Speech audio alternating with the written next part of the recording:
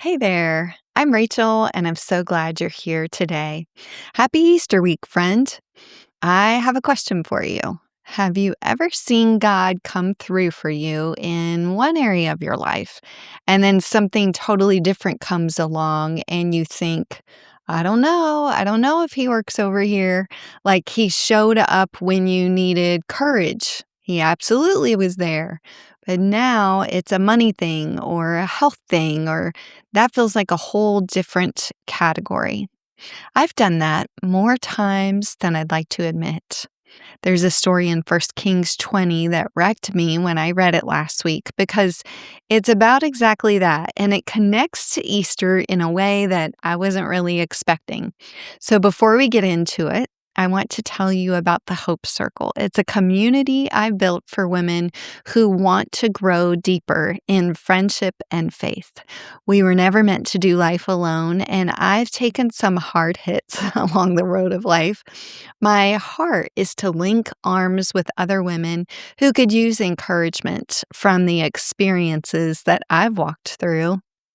And we're going to share joy along the way through recipes, fresh ideas, and more. I can hardly wait. I'm offering a founding membership rate of just $19 a month right now, but it ends March 31st. That's just days away. So if you've been thinking about it, go to rachelwojo.com/the Hope Circle. The link is in the show notes. Okay, let's get into this week's question in hard places. The first segment of the podcast is always a question, and this week's question is, if Christ already won the victory, why does my life still feel like a battle? In First Kings chapter 20, Israel had just won this battle. God gave them a very clear, decisive victory. Nobody was confused about who showed up. But the Aramean official go to their king and they come up with this theory. They say, their gods are the gods of the hills. That's why they beat us. But if we fight them on the plains, we'll win. I think this is so interesting because they didn't say God wasn't real. They didn't say God wasn't powerful. They said God is limited. He's a hill god. He only works up there. Get him on the flat ground and he's got nothing. And I read that and I thought, oh no, because I've done that. Not with those words exactly, but I've looked at a new struggle or something I hadn't faced before and thought, well, I know God showed up last time, but this is different. How can he come through here? And you know what that is? That's making God a hill god. That's saying he only works in certain places. Verse 28 of First Kings 20 explains that a man of God comes to the king of Israel and says, because the Arameans think the Lord is a God of the hills and not a God of the valleys, I will deliver this vast army into your hands, and you will know that I am the Lord. He didn't just win. He won despite the fact that he said he couldn't. He showed up in the exact place where they said he wouldn't go. Now think about Easter. What is the cross? Although the cross of Calvary was on a hill, Mount Golgotha metaphorically was in the valley. I'm sure that the apostles and Jesus' friends and followers felt the cross was the lowest place imaginable because it looked like the enemy had won. It looked like death had won when the body was removed and placed in the tomb. But what happened?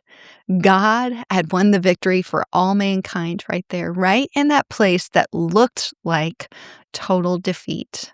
So if your life is looking like a valley right now, if the battle has shifted to ground you don't recognize and you're not sure if God is working, he is. The valley is where he proves it. The resurrection is proof every battle has an expiration date. Thank you for listening to this segment of Questions in Hard Places. We'll be right back after this brief word from our sponsors. Thank you for allowing that word from our sponsors. And now I'm diving into the podcast segment that we call Pray More, Worry Less Encouragement. And this week's prayer principle is God does not change based on the place of your battle. I want to stay in this passage of First Kings because there's something here about how we actually pray. Think about the Arameans, what they were really doing. They weren't just making a battle plan. They were making a statement about God's character. They were saying, this God has a limit. He has a jurisdiction, and we can get outside of his jurisdiction. And God's answer was basically, I'm going to win this one because nobody, not Israel, not the Arameans, not anyone, can question whether or not I work in the valleys. What does that mean for us when we pray? Sometimes we pray about big things, and we've got faith for things we've seen God do. We've been on that hill before. But when the battle shifts, when it's something new, something we've never navigated, our prayers tend to shrink. We get careful about how we pray. We start hedging. And I'm not saying every bold prayer gets the answer that we want. That's not what I'm saying, because I've had prayers that went unanswered, and I won't know the answers until heaven. But I am saying we don't have to pray like God might not show up. He's not pacing the sidelines wondering if this valley is too big.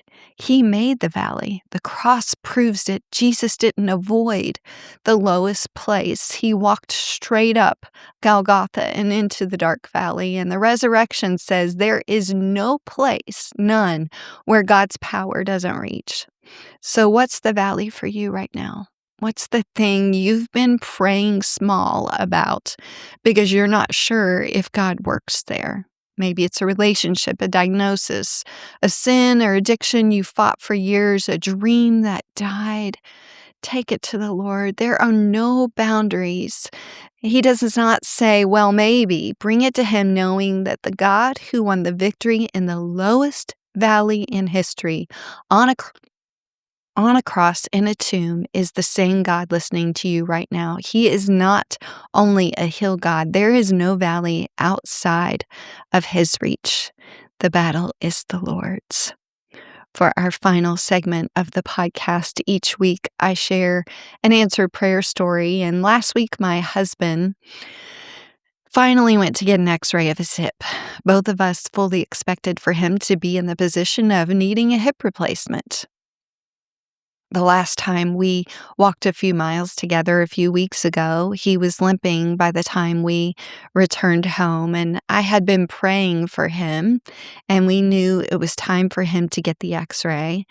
Since joint replacements have been commonplace in his genetic line, we were expecting the worst, but praying for the best, hoping that now wasn't the time, that this issue was something more manageable maybe. And on Thursday night at our small group during our prayer request time, my husband wanted to share a praise. He doesn't need a hip replacement. There are other solutions for the problems he is having right now, and I am so grateful. I know that some of you listening right now have gone through joint replacements or maybe are going through them or some other surgeries, and my heart goes out to you. I had to share the hope that we have felt in the valley of despair before my husband had the x-rays and we knew what the outcome was, because that hope is available no matter where you stand. If that story reminds you of anything, I hope it's that God doesn't have a limited jurisdiction. Whether you are on the mountaintop or in the valley today, wherever you're standing, God is there and He is able. Hey, this is the reason I started our new community, the Hope Circle, because you need people around you who will remind you that God is at work in our lives. And we want to be warrior women who will pray with each other and point one another back to truth when the battle feels too much. The founding membership rate ends March 31st. If you've been wanting a community like that, go to rachelwojo.com/the Hope Circle. I'll put the link in the show notes. Thank you for joining me on the Untangling Prayer podcast. Happy Easter, friend. The enemy looked at the valley and said, God doesn't work here, but God looked at the valley and said, watch me work. He'll do it in yours too. Until next time, remember, God sees you, He hears you, and He knows your needs.